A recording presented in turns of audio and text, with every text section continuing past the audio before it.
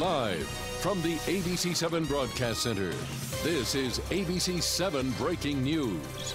And that breaking news comes in from Sandy Spring, Maryland, where News Chopper 7 is now live over the scene of a crash that has injured 13 people. And within just the past 5 minutes or so, that road has finally reopened.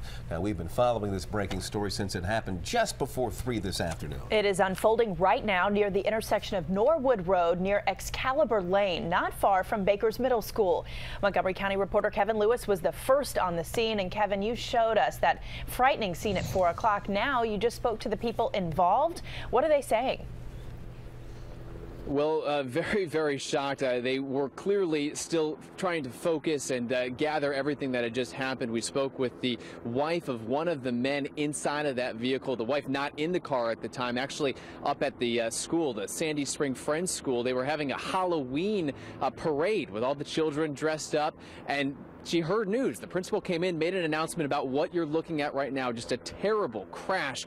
She came down with her daughter. Her daughter said, "Mom, that's Papa's car. Papa doing okay tonight." And this is how police say the crash occurred. You see that tan Toyota Corolla. It was turning left into Sandy Springs School when police believe it was struck. It was rear-ended by a Mitsubishi Lancer. That forced the Corolla into oncoming traffic. A black Chevy Tahoe hit that vehicle and then hit a green minivan. And that green minivan was carrying 7 people, 2 adults and 5 children. The children between the ages of 2 and 10 years old. All 7 people in that van injured and taken to the hospital. We were told one of the children, a 3-year-old boy, had a horrible gash to his forehead. He had to be air-vac'd to a nearby hospital.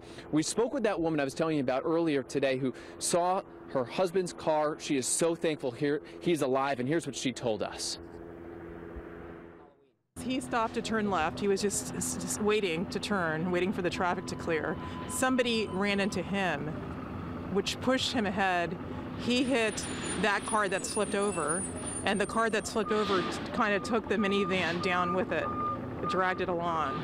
That's the first thing I did. I turned around to see if they were okay, and they were fine. And then I looked down, and the airbags are deployed. Just kind of hurt. It just hurts a little.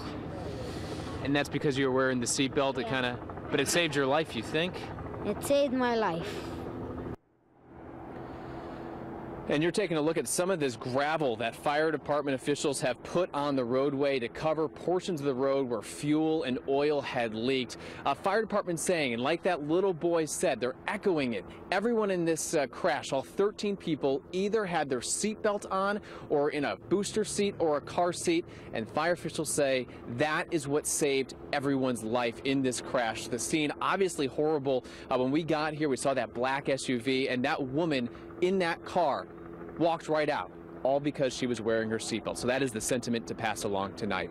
We are live in Sandy Spring. I'm Kevin Lewis, ABC7 News. Thank you, Kevin.